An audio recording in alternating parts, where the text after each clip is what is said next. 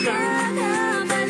Kung pwede lang po na makatulong kami para bang they're together na po, kuya. The first time I will host an event. Samantala si Maymay at Edward, You. No. No. We have to figure out the dance. Yeah, I Otherwise, then the piano is not important. If we... just play and I will think a lot of steps and then you play. You play. My. I will. The piano is just the background music. It's not the main attraction. You're the main attraction. Yes, I'm really confident in Mai, so I know if she says that she can do something, she can do it. samantala ang walang kapartner na si Vibery patapos ng gawin ang kanyang orihinal na kanta. Tungkol ba saan itong kantang? Parang nag-aalinlangan. Ayoko pong ituloy na maging sarili ko. Pero later, parang natuto na siya, tsaka naging mas matapang na siya. Nag-a-advise po siya na gawan mo ng paraan hanggat pwede pa. Kung anong gusto mo sa sarili mo, yun ang gawin mo. Maya-maya ay binahagi niya ang kanta kay Kuya. Ako'y may nahugutan na ng lakas, takot at pag-aalinlangan ay nagwakas. Wow. Tapos na po, Kuya.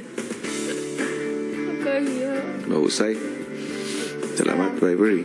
Natutuwa ako sa mga nadidinig ko ngayon sa iyo. At nalalaman ko, malayo pa ang mararating mo. Salamat po, Kuya. Samantala ang kuya at ate ng bahay ay sinabi na rin ang kanilang kakantahin bilang performance. Yung ano po, Kuya Chinito, yung title, Bayeng. Kasi po yung pinili namin kasi mas comfortable po siya, tapos ako na lang po yung mag-a-adjust po. Sige. Makoy, smile ka nga. Yung totoong smile. Parang Chinito ah. Sige na, mag-ensayo na kayo. Tapos na no. Sweat glands. Ang tulad ko. 1, 2, Gawin ko. 3, 4. Yan na naman siya.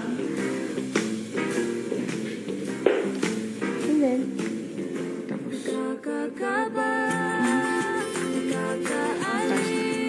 Kinahaponan nagpahinga ang housemates sa living room.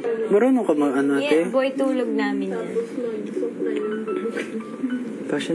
Fashion designer yan. Boy, tulog. Fashion designer. Seryoso? Boy, tulog. Diba? Seryoso? Ha? Yan Fashion ang course designer? ko. Bigat ng paa mo ah. Kapag po tinatanong ko po sila, kuya, paano sila yung parang hindi nila sinasabi talaga yung totoo. Marami pa silang cheka-cheka po, kuya. Pero, nararamdaman ko po yung feelings po nila. They're very cute together. And McCoy, when he's lying down, he looks over and just stares at Elise. He tends to do it quite a lot. I think one of my main goals, things that I want to see in this house, is Elise and McCoy together, actually. It's just frustrating sometimes, seeing them, just beating around the bush. I just want them to get together already. Kaya baka we can help.